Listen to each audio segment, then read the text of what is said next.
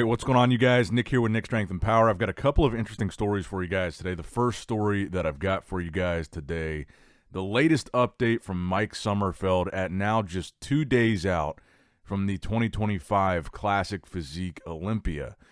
And look, the guy looks incredible. He looks massive to me. And again, I think this is why I want to see this remeasurement. Mike looks great. There's no denying it. But this is like the biggest, most muscular physique, without a doubt, that we're seeing in Classic right now. He looks huge. So I'm very curious, if he doesn't make the height, is he going to be able to make a lower weight class? He just looks so big here. But in addition to that, he's peeled. He's got great detail. He's conditioned, striated glutes. He looks great. And I'm going to have to agree with both Iain Valliere and Chris Bumstead in their latest video. They gave their open Olympia predictions and their classic Olympia predictions. And both Chris and Iain said if Mike makes weight, they have Mike winning. And I think that's the analysis that I would agree with. But I think that's the if he makes weight.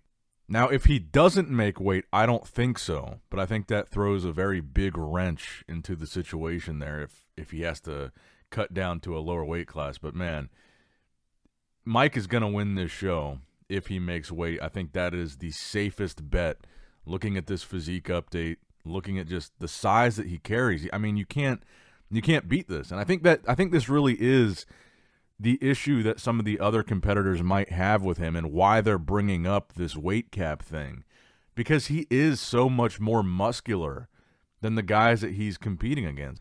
And like, in my opinion, and I think in a lot of people's opinions, he's not the most classic guy on that stage, but he is the most muscular guy with classic attributes. And I think that makes him very difficult to beat in even all the classic mandatory poses. So I think that's the thing that's interesting here. And I think that is the main question with his height and weight is he only this muscular because he shouldn't be? Is he kind of the exception in classic physique because he's getting a little bit of extra size, a little extra advantage that the other guys aren't getting? Because there's these height and weight classes for a reason. It's to keep guys kind of at a certain limit, a certain size limit. And Mike seems to be exceeding that muscularity. And if he's within that limit, more power to him. I think that's great that he's able to look as muscular as he does and still meet the weight limit. But we're going to find out very, very soon who makes the weight and who doesn't. And we'll be talking about that a little bit later on when it happens. But so getting to the Chris Bumstead Iain Valliere video, I thought this was pretty interesting.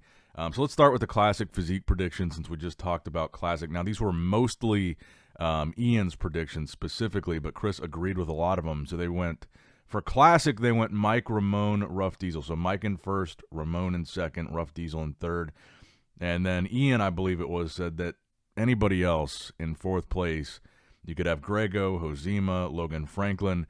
Then Chris did specifically make the comment that in his opinion, Logan has the most classic physique in classic, or looks the most classic in classic, and that he wants to see Logan in the top 5 this year. And I think that's another thing that Chris said that I really agree with. I think he's one of the most classic guys in the division right now. I would say next to Terrence, and I definitely want to see him get rewarded and crack that top 5.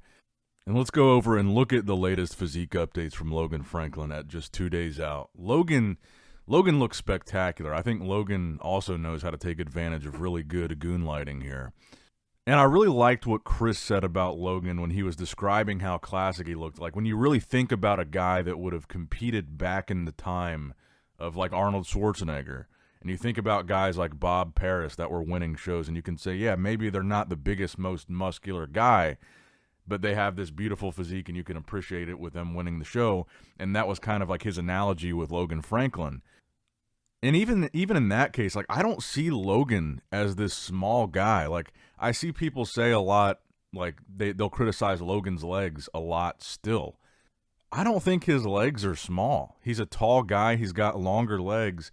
If he competed back in the 70s, the legs that he brings to competition would be considered like some of the best in the world, top tier. And I think it comes from like people comparing him to Mike because they went head to head at the Arnold earlier this year. And I've said this before, yeah, I think Mike has incredibly big, impressive, detailed legs, no doubt about it. But I would say they look more like 212 legs. And I said this back around the time of the Arnold. People compared him to Tom Platz because he's got crazy legs. Tom Platz, even in the 80s, was the exception, not the rule. Tom Platz was such a freak and known for his legs because nobody really had legs like that. It wasn't like a standard thing to look like Tom Platz back in those days, at least from the lower body perspective. And I kind of feel the same way about Mike, is that he's kind of the exception in classic physique, not the rule. He's a little bit more muscular than the other guys, and that makes him more competitive, but I don't think that makes him the most classic. And again, I'm probably going to predict Mike to win the Classic Physique Olympia. I haven't made my predictions yet. I'm waiting for the results of the weigh-ins. I'm probably going to predict him to win. It just doesn't mean that I think he's the most classic guy, but I do think he's probably going to win if he makes weight. But as far as Logan, the condition that he brings, I mean, look at the detail that you can see on his physique. And you look back at the Arnold Classic earlier this year, the detail, the structure, the height, just the imposing look on stage. If Logan is in shape and he's not off and he's peeled on stage at the Olympia, if he's not top 5, I don't even understand the judging. And I really think you're going to end up running the risk of classic physique becoming too much like a miniature open bodybuilding show if the guys that win are winning because they're the most muscular and not because they're the most classic. I think there needs to be that clear distinction between classic and open. And then if we jump back over to the Chris Bumstead predictions again, or at least Ian's predictions were Samson first, Hadi second, Nick in third, Derek in fourth, and I think he said Andrew Jack or Beirut Tabani in fifth, and I think he ended up going with Andrew. Then him and Chris both agreed on Samson potentially winning, and I think where they disagreed was Ian said he saw Urs maybe in the bottom of the second call-out in a placing from maybe 9th to 12th. And I personally have Urs in 10th. Chris has Urs as high as 7th. So Chris predicted Urs to place 7th, so right outside the top 6. Which, honestly, I think is kind of a bold prediction for Urs's first Olympia. But I like that Chris said his reasoning was that he wants to support the classic guys, or that he believes in the classic guys. And I would love for Urs to get a placing that high, so I'm not even mad at it. I would love to see Urs top 7. Now, the final story that I've got for you guys today, I wanted to talk about this latest physique update from Hadi Choopan. Now, this was posted yesterday, but apparently it's actually from a week prior. So let's say around 2 weeks out, maybe a little less, was when this picture was taken. And I think, based on this picture, I think Hadi is still bringing that crazy trademark condition. I kind of have a feeling they're going to surprise people a little bit here. If you guys saw my prediction video, I predicted Hadi to win this year's Olympia. And after looking at this update, I'm still sticking with that prediction. I think this show is going to end up being between Samson and Hadi. I think with Hadi in second last year, it wasn't his best. It wasn't his all-time best, but he wasn't off. And that's kind of what I say about Hadi all the time, is he's never really off. He's never not conditioned. But last year, he wasn't his all-time best. And he was second to Samson. I think this year it will be between Samson and Hadi again. And if Hadi is better, which I just have this feeling he's going to be, I feel like he's got this chip on his shoulder. He's going to be better than last year. And I feel like with Samson, they rewarded Samson last year for finally having better condition. Is Samson going to be able to level up from the condition that he had last year? I think is the other question. And I think I ask myself in my mind, which is more likely, that Hadi comes in tighter than last year or that Samson comes in tighter than last year? And I think the answer to that question is Hadi. And I think if Hadi does, he wins. And I think for me, I'm really set on, I just have it in my mind now, 1 and 2 is going to be between Samson and Hadi, and 3 and 4 is going to be between Nick and Derek. That's the way that I see it playing out.